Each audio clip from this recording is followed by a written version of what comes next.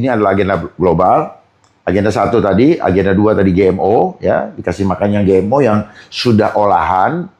Nah, apa yang akan terjadi secara psikologis terhadap manusia yang memakan itu? Rusak fitrahnya, rusak signalnya. Terjadi perubahan hormon. Waspada Bapak Ibu sekalian. Jangan sampai nanti anak-anakmu, terutama yang kecil, yang belum mengenal lawan jenis, tahu-tahu dia suka sesama jenis. Waspadalah. Saya hanya mengingatkan. Demo itu adalah ungkapan gimana kita hidup. Itu. Polisi yang kasihan. Polisi dijadikan keset oleh kekotoran politik. Politik ini yang kotor kok. Itu. Polisi itu hanya law enforcement, pelaksana daripada hukum. Apakah ini ada permainan intelijen? Ya, saya katakan ada. Baru mau tanya. Saya katakan ada. Ada tujuan besar lain yang sedang disiapkan.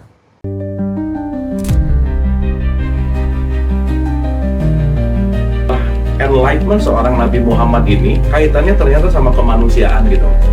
Perjalanan cerita itu sampai di dunia dewasanya itu udah masuk pelajaran filsafat, Indra. Spektrum ateis itu beda, dari mulai ateis yang paling santai sampai ateis yang paling radikal juga Iya, ada.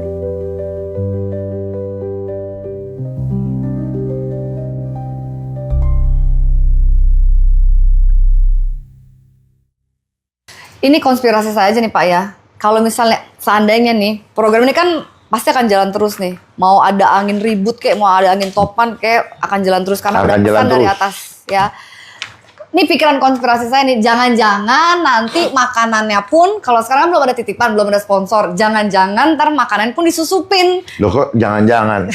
Tadi belum selesai dieksplor. Kan pendistribusian ini kan tidak melalui tender. Ini cuman penunjukan. Dan orang mendaftar saja, saya ikutan dong. Saya punya pengalaman begini. Belum kita selidiki. Oke, kamu saya tunjuk dapat ya, tapi bahannya dari gue. Bisa nggak? Bukan. Berarti Nah, makanya saya mengajak kritis, saya mancing. Jangan bisa jadi. Itu semua bisa dijadiin. Ujung-ujungnya berarti sebenarnya mau kontrol kan, dari makanan GMO kayak makanan yang dimodifikasi, makanan artifisial, semua titipan gitu ya. Oke, sekarang buka ini school meals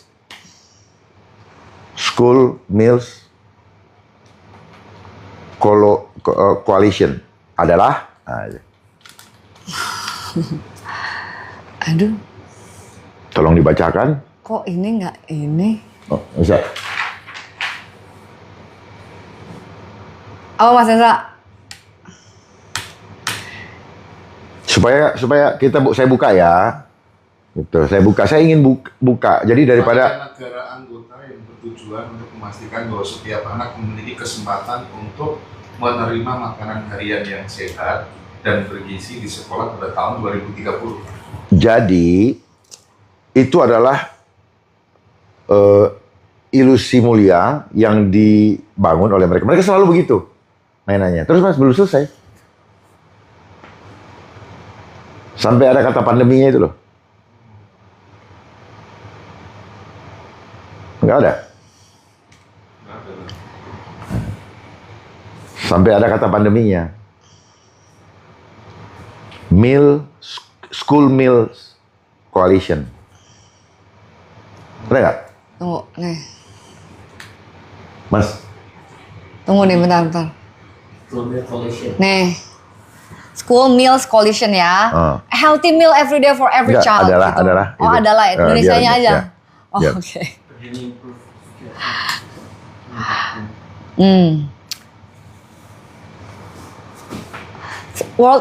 World Food Program ya, WFP ya.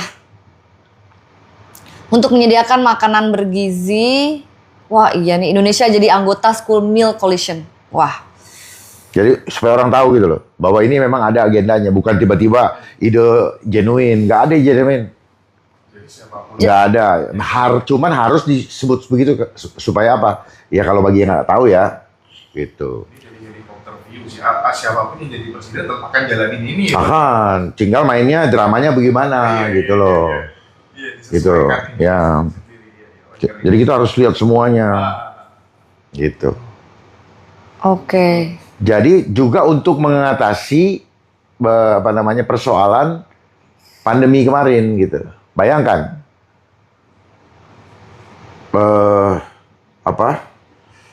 termasuk COVID. Ini kelanjutan dari COVID, School Meals Coalition ini.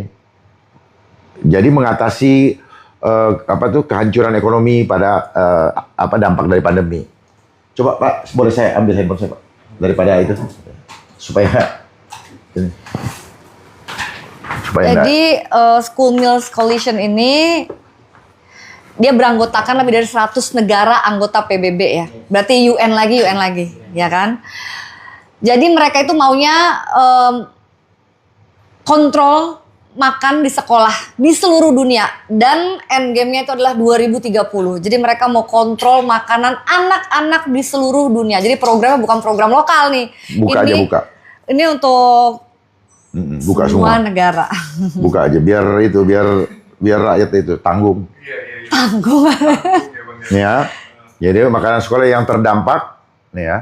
Iya. Ya, koalisi ini melibatkan negara-negara anggota dan mitra dari berbagai sektor untuk memulihkan program makan sekolah yang terdampak pandemi. Ya, jadi ini adalah kelanjutan dari pandemi yang lalu, gitu.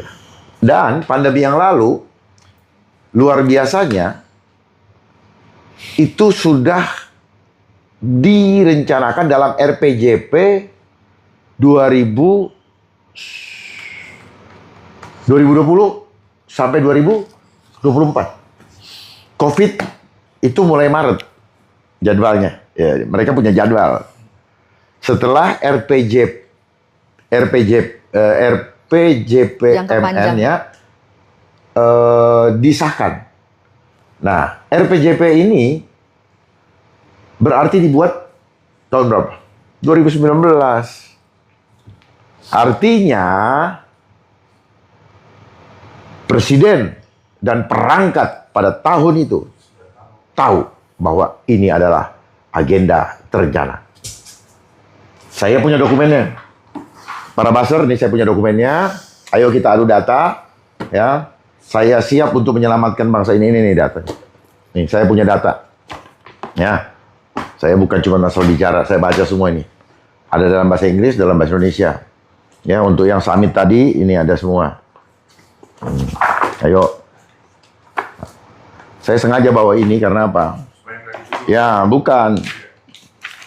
Mereka-mereka itu lah, ini tanda tangannya ini, yang untuk itu Development Planning, National Development Planning Agency dari Bappenas. Nih, Head of Food State System. Statement. Nih, food. Jadi bergizi, badan gizi nasional sama urusan food. Nah, apapun lah cari itu food. Nah, itu ada kaitannya. Ini adalah agenda global. Agenda 1 tadi, agenda 2 tadi GMO, ya, dikasih makan yang GMO yang sudah olahan. Nah, apa yang akan terjadi secara psikologis terhadap manusia yang memakan itu? Rusak fitrahnya, rusak signalnya, gampang emosi. Bisa emosi gampang tinggi naik, bisa juga gampang tiba-tiba drop. Tidak punya daya lawan. Apa yang bisa mengendalikannya? Frekuensi. Gelombang yang tidak terlihat mata. Jadi ini semua gitu. Apa yang akan terjadi? Akan terjadi perubahan hormon. Ya. Karena ketika dia masuk, we are what we eat. Terjadi perubahan hormon. Waspada Bapak Ibu sekalian. Jangan sampai nanti anak-anakmu, terutama yang kecil, yang belum mengenal lawan jenis, tahu-tahu dia suka sesama jenis. Waspadalah. Saya hanya mengingatkan. Syukur kalau ini tidak terjadi. Antisipasi semua rakyat Indonesia sebelum terlambat. Karena sesal kemudian tidak berguna. Saya mau kasih tahu juga ya buat itu di Amerika itu mereka sedang menguji bahwa vaksin bisa dimasukkan ke dalam makanan. Ya, nggak tahu akan implementasinya kapan. Hati-hati aja. Kalau memang makanan itu sudah dikontrol melalui berbagai macam program, bukan tidak mungkin titipan dari luar pun akan masuk lokalisasi. Bukan dalam tidak program. mungkin. Karena program luar yang harus dijalankan ke sini. Jadi mari kita buka kemungkinan itu lebih lebar daripada kita takut-takut mengungkapkan, tapi anak-anak hancur. Supaya ini kita sudah waktunya sudah sempit, tidak waktunya lagi kita untuk membuai-buai, untuk mencari bahasa-bahasa apa lemes-lemes, halus-halus, hanya untuk apa? Untuk kita tetap eksis di layar, tetapi tidak pernah masuk ke lubuk hati atau dari jiwa, tidak bisa membangun kesadaran. Saatnya kita membangun kesadaran untuk tidak menyia-nyiakan setiap kesempatan dalam hidup ini. Waktu kita sangat singkat. Tidak ada waktu untuk bermain-main. Sebenarnya saya juga mulai pahamin juga nih Pak ya. Kalau memang dari makan deh, kita kan memang manusia itu amat sangat krusial sekali, apalagi sekarang ekonomi sengaja dibuat sulit. Sengaja dibuat sulit. Sengaja dibuat sulit. Supply chain-nya diganggu. Jadi masyarakat menjadi tidak berdaya, ya udah nerima aja kalau memang pemerintah itu yang memberi makan anak-anak saya, misalnya begitu. Nah, ujung-ujungnya, nih kalau menurut pemikiran saya, ujung-ujungnya nanti kalau mau terima makanan pun itu harus digitalisasi, harus biometrik, jadi semua itu harus terdata. Jadi mau nggak mau masuk lagi ke sistem Dajjal, sistem digital itu sendiri. Memang ini semua ini sistem itu jadi nanti kenapa tiba-tiba muncul namanya apa Menteri Kesehatan kan? Oh ini harus begini, enggak, ini satu rangkaian di mana kejadian tadi menjadi alasan pembenar. Kita harus rapid test.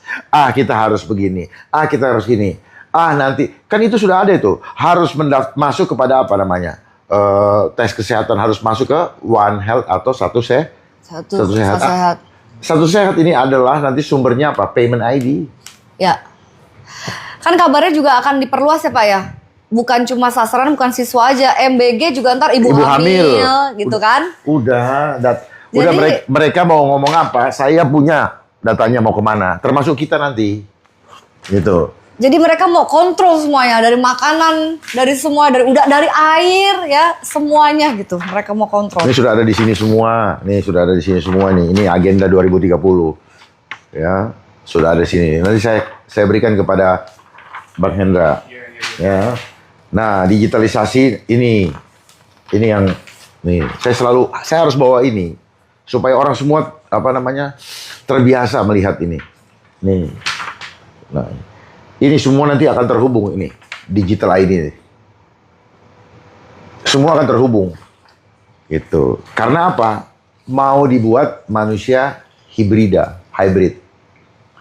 Energi tubuh, energi ilahi akan dihubungkan dengan energi buatan yang menggunakan internet. That's why they call it CHIP. Internet Protocol. C-nya apa? Cellular. Hanya hybrid. Nah, kita itulah menjadi manusia hybrid. Itulah kenapa mereka memaksa dengan segala macam program-programnya yang ribet amat, mau meyakinkan rakyat supaya mau menerima. Yang intinya apa? Gua lagi nyari jalan biar lu yang pada bego, gue masukin alat ke dalam tubuhmu tanpa kau sadari, dan akhirnya saya bisa mengendalikan tanpa kamu sadari, sesuai dengan maunya mereka.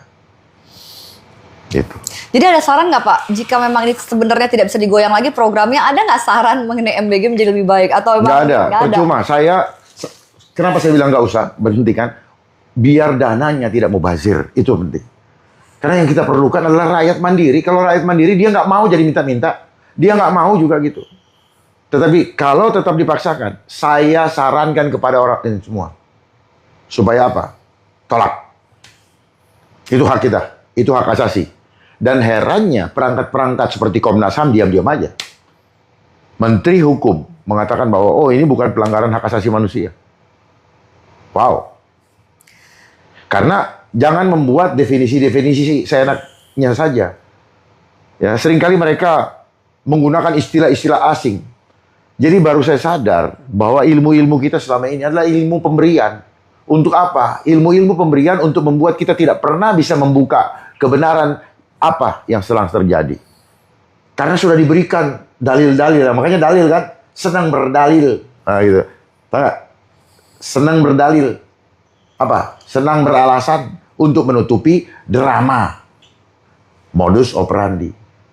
Dalil ini dipakai untuk menutupi modus operandi. Modus operandi itu apa? Motif drama kejahatan yang mereka lakukan. Kira-kira ada program apa lagi nggak selain MBG yang akan dilokalisasi merupakan yang mandatori dari mereka? Setelah MBG, next apa Pak? Digitalisasi. Itu. Ya, digitalisasi. Seperti- Ini kan MBG kan bukan sebenarnya bukan urusan perut, bukan stunting, enggak. Mereka aja nggak ngerti stunting kenapa. Jangan-jangan stunting ini akibat mereka diimunisasi. Ya. Ya. Jadi hebat sekali periode per periode, terus kemudian muncullah narasi-narasi yang terorkestrasi untuk membentuk persepsi sehingga terbangunlah opini. Ini permainan intelijen. Narasi untuk membentuk opini sehingga terbangunlah membentuk persepsi sehingga terbangunlah opini. Jadi hidup ini adalah perang opini. Mereka itu kan, nah, perhatikan sekarang ya. Lihat, mereka bekerja lebih banyak di media. Muncul di media. Tapi rakyat teriak nggak tahu di mana mencarinya. Jadi rakyat ini hidup tidak punya ruang. Nanti muncul di hari perayaan, ya. Perayaan muncul foto-foto, ya kan? Pesta. Dan sebagainya, ya kan? Cuman itu aja. Dan perhatikan, kenapa setiap acara selama acara-acara formal selalu mereka menggunakan panggung. Panggung sandiwara. Tidak ujuk-ujuk setiap acara ternyata pakai panggung. Gitu. Karena di situ orang diberikan panggung untuk melakukan reality show. Gitu. Reality show seolah-olah nyata, tetapi sebenarnya hanya retorika. Karena Atau bahasa kerennya sekarang, bahasa umumnya adalah omon. Makanya banyak orang yang sudah jadi pejabat, ya, disumpah. Sumpahnya, sumpah omon. Ya, semua berbicara berdasarkan konsep yang sudah dituliskan. Mereka tidak pernah berbicara dengan hati karena takut keluar dari teks yang sudah disiapkan. Karena kalau dia berbicara dari hati, teksnya akan dia tinggalkan, hatinya yang berbicara berdasarkan suara hati yang Tuhan berikan. Itu kenapa orang selalu pakai. Tapi programnya masih bisa ada kesempatan untuk dihentikan nggak Pak? Tergantung presiden. Kan punya program presiden. Kan alih-alih, ya, ece-ecenya ini adalah pengejawantahan daripada janji Iya. ketika debat. Makanya janji politik terbesar. Inilah janji politik, gitu loh. Tapi telusurilah, kan tadi saya kasih buka ini. Bahwa setiap calon capres dan wapres harus mengikuti RPJMN, RPJPN. Jadi sudah ada kanalisasinya.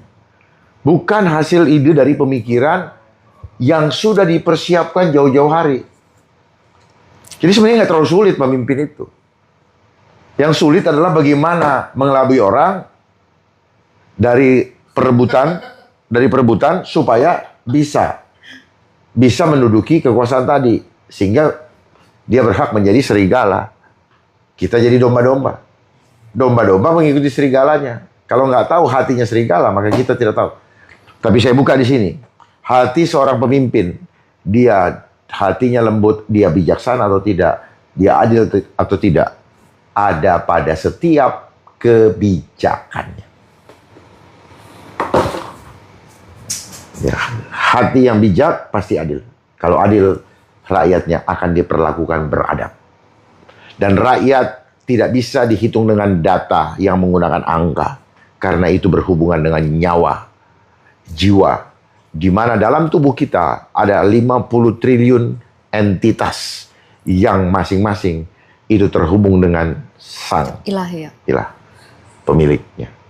Dia hidup. Makanya kelihatan di casing dalam satu tubuh. Kepala, leher, dada, tangan kanan kiri, perut, kaki. Tetapi semua digerakkan oleh entitas-entitas yang kita sebut dengan sel. Gitu. Makanya kalau tangan luka, dia akan nutup sendiri selama selnya masih beroperasi, masih berfungsi dengan optimal. Yang tidak disebut oleh mereka yang jualan obat kena gula. Nah, padahal gula terjadi akibat rusaknya organ-organ, entah itu liver, entah itu ginjal, dan sebagainya yang tidak mampu mendetoksifikasi seluruh makanan yang mengandung gula, racun-racun, ya, bahkan racun pikiran, itu. Mereka tidak mampu dan jadi gula. Jadi tidak selalu hanya, tidak melulu karena makanan. Pikiran itu yang nomor satu. Setuju, Karena Pak. orang makan banyak, karena orang itu tidak bisa mengendalikan pikirannya. Jadi memang dalam hidup ini apa? Jangan berpikir parsial, harus bisa melihat secara holistik, komprehensif, terintegrasi. Kenapa orang pengen jadi hedon? Salahkan televisi, jangan banyak iklan. Ya, itu. Jadi saran saya, hentikan program MBG dalam waktu yang sesingkat-singkatnya. Jakarta, 5 Oktober 2025 atas nama Hendra Dharma Wongrekun dan Ibu Mbak Citra, dan kita ganti dengan program yang membuat rakyat bisa mandiri melalui program mentoring oleh pemerintah kepada rakyat, supaya rakyat yang sedang tertatih-tatih ekonominya, kita topang untuk dia bisa berdiri, sehingga dia mulai bisa berjalan sendiri, dan bahkan dia berlari. Bagaimana caranya? Sangat mudah. Tergantung nawaitunya, tergantung niatnya, tergantung strong political will dari seorang pemimpin yang berhati negarawan.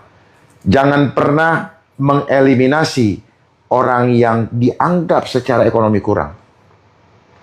Itulah sejatinya seorang pemimpin. Pemimpin itu adalah bapak, di mana tempat rakyatnya menggantungkan harapannya, bukan justru mengeliminir.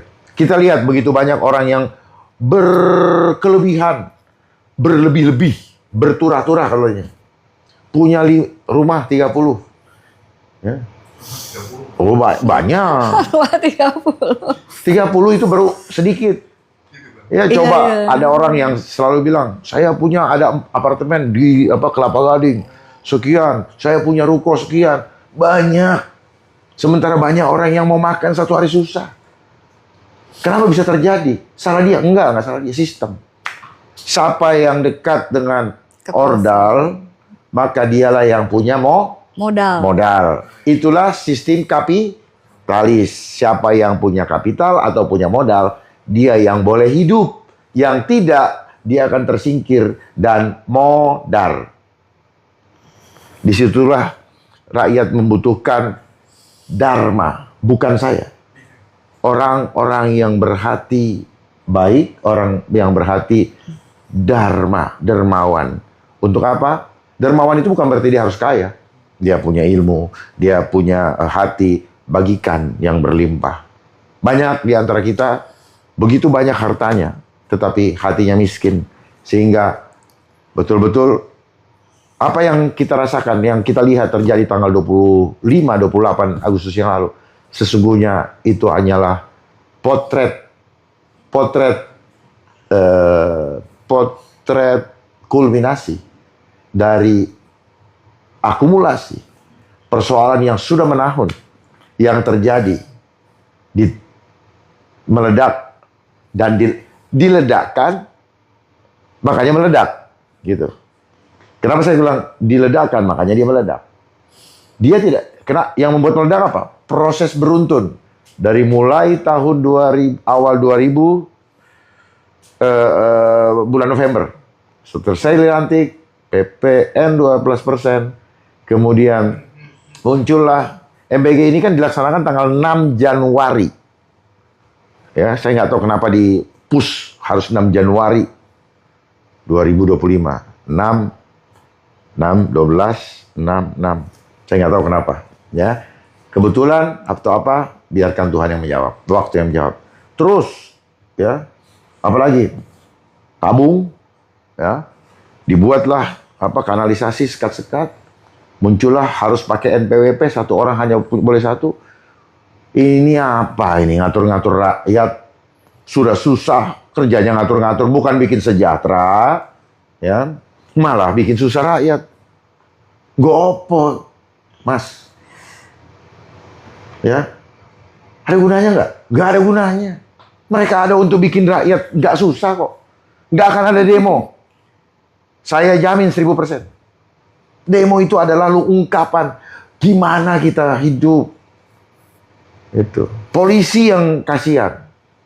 Polisi dijadikan keset oleh kekotoran politik. Politik ini yang kotor kok. Itu. Polisi itu hanya law enforcement, pelaksana daripada hukum yang dibuat oleh yang mau. Isinya rakyat mau ketemu dengan dewan sebagai representatif dari wakil suaranya. Tidak dibuka pintu, ditaruh polisi. Kan berhadapan wajahnya dengan polisi, kesel aja sama polisi kan. Itu loh. Ibarat satpam, sebenarnya nggak beda sama satpam. Satpam disuruh halangin, nggak, misalnya gitu. Itu wakilku, aku mau ketemu kan gitu. Nggak boleh Pak begini-begini. Kemarahan ke dalam terlampiaskan kok ke yang tampak. Kira-kira begitu. Ya. Jadi harus paham. Apakah ini ada permainan intelijen? Ya, saya katakan ada. Baru mau tanya. Saya katakan ada. Ada tujuan besar lain yang sedang disiapkan. Jadi ini bukan masalah sekedar hanya masalah perilaku. Itu adalah segala sesuatu yang digaungkan. Tetapi saya mau berikan pemahaman. Di setiap lembaga permainan yang sama terjadi. Kenapa? Karena tadi yang saya sampaikan. Adigium yang diajarkan sejak kecil. Tanamkan di kepala kita. Menabunglah untuk hari tua. Seolah-olah kalau kita sudah tua, hidup kita Tidak mampus, berdaya.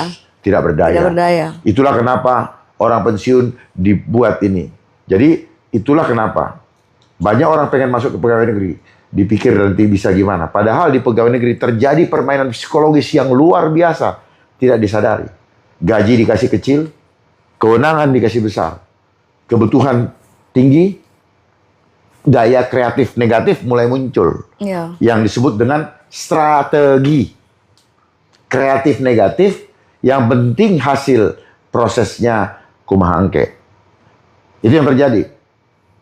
Ya, mari kita mulai buka diri kita. Kita ada dalam bagian itu. Pernah ada dalam bagian itu. Seperti itu. Kalau kita dulu pernah salah, jangan teruskan kesalahan itu.